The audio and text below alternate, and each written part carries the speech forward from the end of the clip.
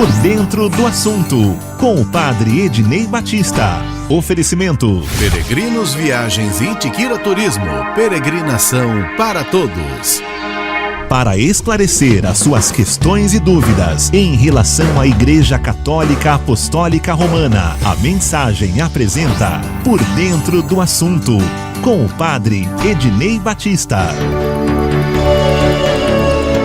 A partir de agora, então, por dentro do assunto aqui na Voz da Diocese, Rádio Mensagem e também pela web Rádio Pés de Cristo da Paróquia Espírito Santo. E você, junto com a gente, para fazer as suas perguntas, para você esclarecer as suas dúvidas.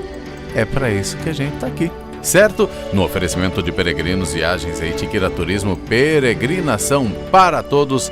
Entra no ar o Por Dentro do Assunto, com auxílios técnicos de Antônio Márcio Buim, direção, olha lá, na produção Donizete Eugênio, direção do Padre Luiz Fernando Soares, apresentação de Carlos Sena e Padre Ednei Evaldo Batista. Padre, a sua bênção, bom dia.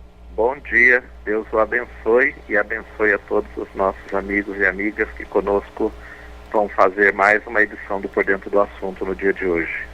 Maravilha, e feliz Páscoa também, Padre. Obrigado a vocês e meus desejos também de feliz Páscoa a todos os nossos ouvintes, a nossa família Mensagem. Maravilha, e hoje ainda não podendo estar nos estúdios, mas de um jeito ou de outro, graças à tecnologia, estamos juntos nessa caminhada, Padre. É verdade, vamos lá. Vamos lá. Povo de Deus, daqui a pouquinho, telefone liberado, qual que vai ser? O 11? É, o 10, né? Daqui a pouquinho, 3954-3010, para você fazer a sua pergunta para o Padre Ednei Evaldo Batista. E pode continuar mandando a sua pergunta pelo WhatsApp 974110125 e demais localidades fora da região metropolitana do Vale do Paraíba, 12 974110125. Enquanto você vai mandando a sua pergunta, Padre, o tema, por favor. Certo. Eu quero falar sobre esse tempo que nós estamos vivendo, né? Desde domingo, chamado Oitava da Páscoa. Nós celebramos no domingo passado, então, a ressurreição de Jesus, né? Chamada Páscoa, que quer dizer passagem. É a passagem de Cristo da morte para a vida. A sua passagem deste mundo ao Pai, e que significa também a nossa passagem da vida do pecado para uma vida de santidade. Mas a Páscoa é uma festa tão significativa, mais do que uma festa, é um fato, né? Tão importante, tão significativo para a vida de todos nós que temos fé, que seguimos Jesus, que não cabe a sua comemoração num único dia. Por isso a igreja tem o tempo pascal, que se iniciou no domingo e vai até a solenidade de Pentecostes, cumprindo então aí o período de 50 dias, né? A plenitude da Páscoa, ou seja, a realização da passagem da graça de Deus na nossa vida, que vai transformando a nossa história, a nossa prática. E nós temos esse tempo para ir interiorizando esta verdade, assimilando esta verdade, tornando-a uma realidade concreta na nossa história. Mas, nos primeiros dias do tempo pascal, nós temos a chamada Oitava da Páscoa, os 8 dias que se seguem à celebração solene da ressurreição de Jesus, que nós realizamos com o Tríduo Pascal no final da semana passada. São 8 dias, mas que são como se fossem um só. É que a alegria, a gratidão, o louvor a Deus por tudo aquilo que Ele fez em Jesus e por Jesus em nós, não cabem num só dia. Então é preciso que haja dias, né, 8 dias de louvor, de agradecimento, de alegria por tudo aquilo que Deus realizou. E ainda é pouco. Mas então esses 8 dias até o próximo domingo são chamados de Oitava da Páscoa. A liturgia o celebra como se fosse um dia só.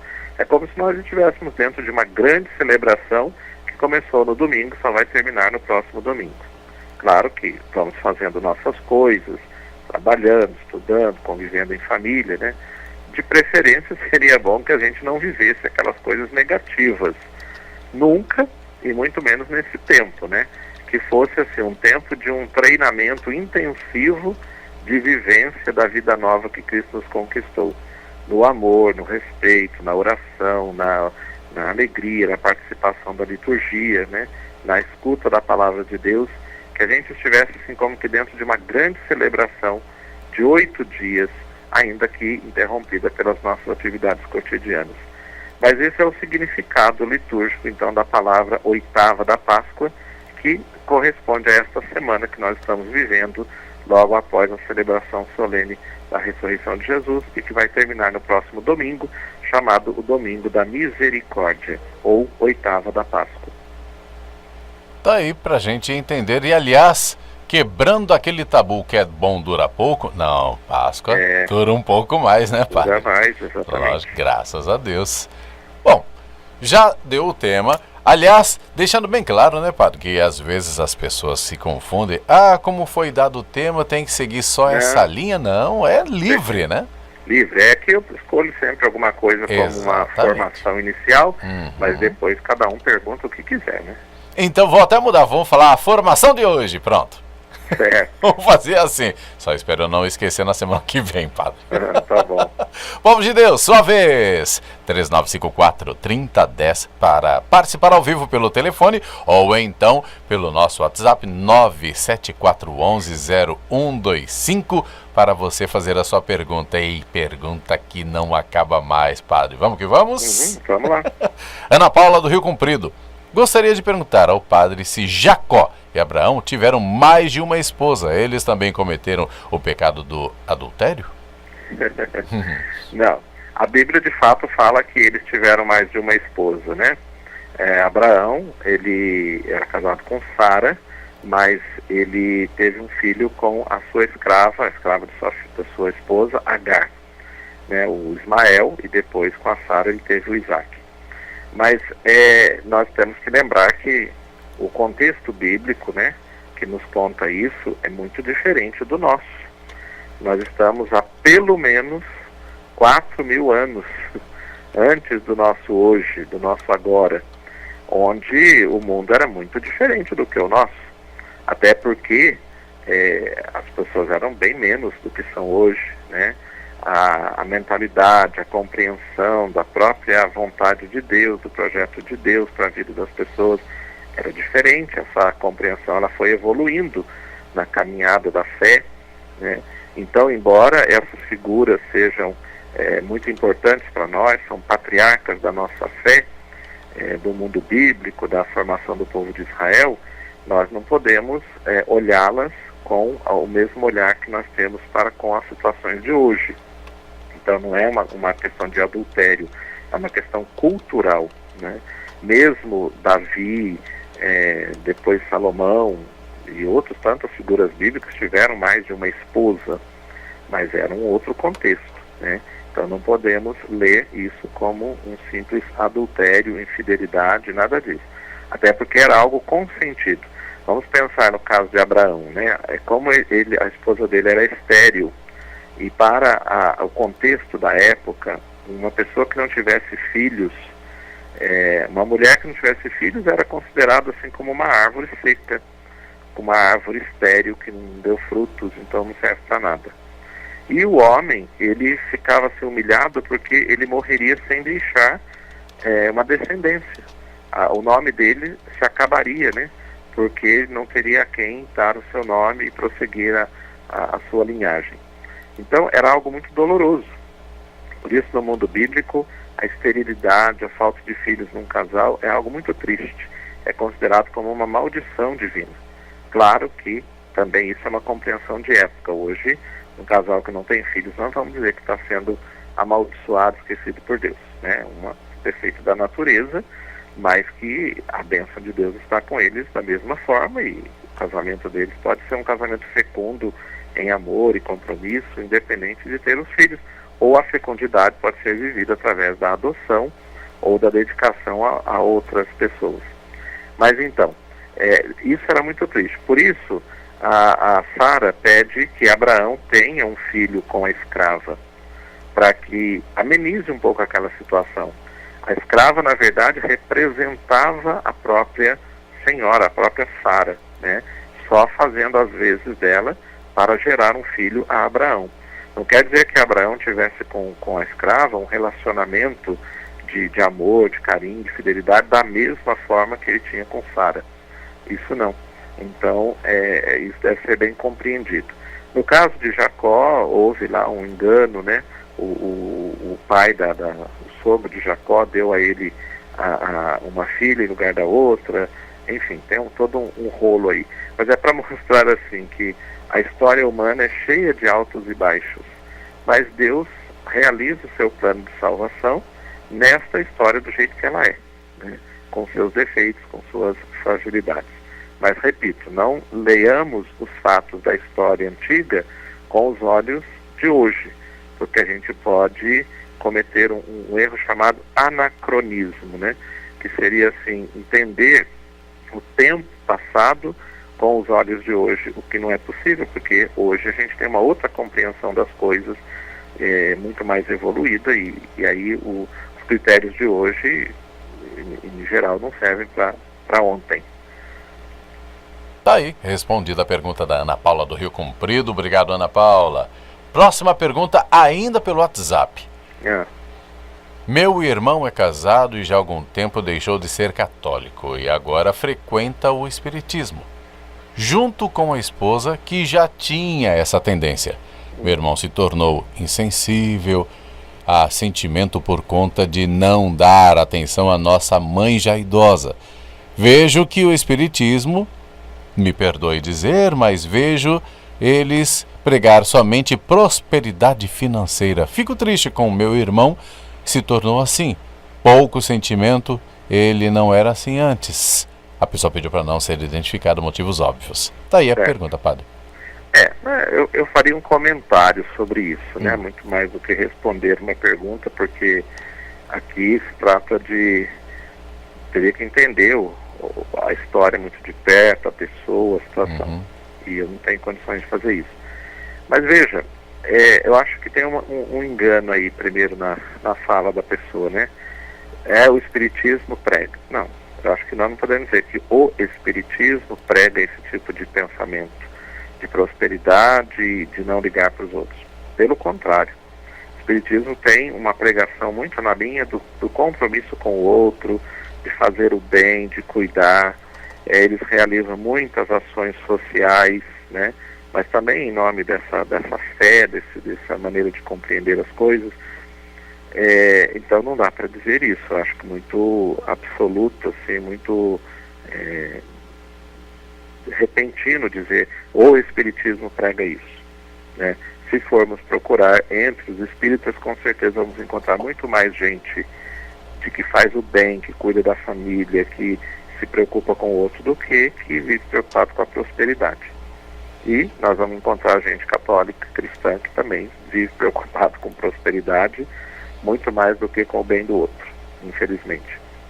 Então não dá para dizer que é a religião que ensina isso. É a pessoa, muito né? mais a pessoa que fez essa opção. Ao mudar de religião, não sei, ou por outras razões, ela escolheu esse caminho de se preocupar-se consigo mesma e deixar de lado os seus. Eu me lembro de uma palavra muito bonita que foi dita pelo Frei Raniero Cantalamessa, sexta-feira santa, na pregação que ele fez lá em Roma. Ele disse assim: nenhuma religião pode ser indiferente ao sofrimento humano, porque o Deus de todas as religiões não é indiferente, ou seja, não é insensível à dor dos outros. Então eu achei muito bonito isso, porque toda religião verdadeira, se cristã ou não, mas se parte de um princípio de verdade, de bem, ela vai trabalhar sempre em vista do amor, do compromisso com o outro, do respeito, da ajuda. Se isso não acontece, não é a religião que prega, são as pessoas que não assimilam o verdadeiro sentido da religião. Então é preciso tomar cuidado para não exagerar na compreensão dos fatos, né? Saber distinguir o joio do trigo. Uma coisa são as opções que as pessoas fazem, outra coisa são as pregações que a religião faz. Mais uma resposta dada para o povo de Deus, para compreender mais melhor a sua fé, entender no sentido de caminhada espiritual também por dentro do assunto aqui na Rádio Mensagem e também pela web Rádio Pés de Cristo da Paróquia Espírito Santo, no oferecimento de Peregrinos Viagens Eitiquira Turismo, peregrinação para todos. Próxima pergunta, ainda pelo WhatsApp. Padre, pediu para não identificar. Quando a gente perdoa uma pessoa do mal que ela nos fez, mas se a gente quer evitar conversar e ficar longe, é pecado evitá-la? As pessoas me magoam muito, com muitas palavras. Não sei retrucar, então me afasto, mas perdoo. Tô errado ou tô errada? Eu acho que tem que ver duas coisas. O primeiro é que se realmente a pessoa quer perdoar, né? Se ela está nesse caminho de perdão, porque pode ser uma desculpa de dizer, não, eu quero evitar confusão, brigar, não sei o quê, por isso eu fico longe da pessoa. Mas pode ser um disfarce para realmente ficar na minha e não romper, né, aquela distância que foi criada por causa do erro do outro. Então é preciso se perguntar isso. Realmente eu perdoei, e o que significaria então perdoar nesse caso? Querer o bem do outro, não falar mal da pessoa, rezar por ela, desejar que ela seja feliz e até pedir a graça de Deus de conseguir diminuir essa distância, de ser forte o bastante para estar perto da pessoa sem se ferir com as coisas que ela fala. Então eu acho que esse seria o caminho do perdão verdadeiro. Claro que de início não dá para sair com a pessoa, para comer pizza, para passear, mas deve-se buscar isso, né, como um ponto de chegada de um caminho. A segunda coisa é assim, eu acho que se realmente a pessoa tomou consciência de que fez esse caminho de perdão, mas a outra pessoa é muito difícil, então, para evitar brigas e sofrimentos, cada um fica na sua, né, mas tirando as cercas do coração, quer dizer, não deixando que nada nos impeça de ir ao encontro dessa pessoa numa necessidade e também não deixando que nada impeça dessa pessoa se aproximar da gente. Porque se realmente for assim, é sinal que o perdão ainda não amadureceu de verdade. Seguindo essa linha, uma outra pergunta que veio também, a pessoa pediu para não ser identificada. Há 3 anos, a mãe dos meus filhos teve um caso com outro homem. Mesmo assim, acabei perdoando. Mas com o tempo, notamos que não somos mais um casal, apesar de morarmos ainda na mesma casa. Pergunto, perante a igreja, estamos vivendo fora dos princípios cristãos? Lembro que ainda participo das missas e comungo. Não, claro que não está vivendo fora dos princípios cristãos. Se são casados, houve um passo grande no sentido de perdoar o erro da pessoa, estão juntos, né, cuidando da casa, dos filhos, das coisas comuns, mesmo que esse relacionamento ainda esteja, vamos dizer, fraturado, né, não está quebrado de todo, mas está com uma fratura ali, uma trinca, que não cicatrizou ainda, eu acho que está dentro do plano de Deus, né? Mas precisa fazer um trabalho para ir à frente, para ir além disso. Não só viver de aparências, mas realmente reconstruir a relação. Porque eu penso que seja sofrimento para as duas partes. Para aquela que foi perdoada, mas sente a outra pessoa distante, fria, não confiante, é um sofrimento. Porque se ela se arrependeu, se ela realmente refez o caminho, ela quer ser digna de confiança, de carinho, de respeito, de atenção. E é um sofrimento para a outra parte porque ela fica também remoendo isso, né? Aquele erro do passado, da outra pessoa, e quase que querendo que a pessoa, que a história volte no tempo e seja refeita. Então, esse sofrimento de ambas as partes com certeza se reflete até mesmo na vida dos filhos e acaba sendo assim um barrilzinho de pólvora escondido, né? Que uma hora pode estourar, fazer um grande estrago. Então, precisaria fazer um trabalho legal, tanto na ordem psicológica quanto na ordem espiritual, para retomar o caminho, para reconstruir a relação, para refazer, né, aquela experiência que foi negativa. Mais uma pergunta que veio da Lilian do Centro. É pecado não participar das missas que têm incenso? Minha filha é alérgica, que acaba até indo ao hospital devido à sua condição. Não. Primeiro a gente tem que dizer assim, se a pessoa não tem condições de participar porque não está bem ou porque aquilo que tem lá na missa vai lhe causar algum mal, é claro que ela não é obrigada, né? Mas, por outro lado, a gente sabe que nos dias solenes, que são também dias de preceito, né, como agora na Páscoa, como no Natal, como no Corpus Christi, um outro dia, a pessoa não ir por causa do incenso, eu acho muito complicado. Precisaria achar um caminho intermediário, né? Talvez ficar lá no fundo da igreja, onde o contato com o incenso vai ser pequeno ou nenhum, né? Ou procurar um outro horário de celebração, se tiver, ou local, para participar sem ser afetado por isso. Eu acho que nos dias de preceito, simplesmente não ir à missa do incenso não está certo. Mas procurar uma segunda via, né? Um caminho intermediário. Agora, se realmente só tiver aquela missa e tiver o incenso e a pessoa for afetada por isso, aí então se vai prejudicar, não vai, né? Mas eu acho que a gente não tem que ficar no 8 ou no 80, a gente tem que procurar um caminho intermédio. Às vezes a pessoa fala assim, eu trabalho no sábado e no domingo e não consigo ir à missa. Bom, não consegue mesmo?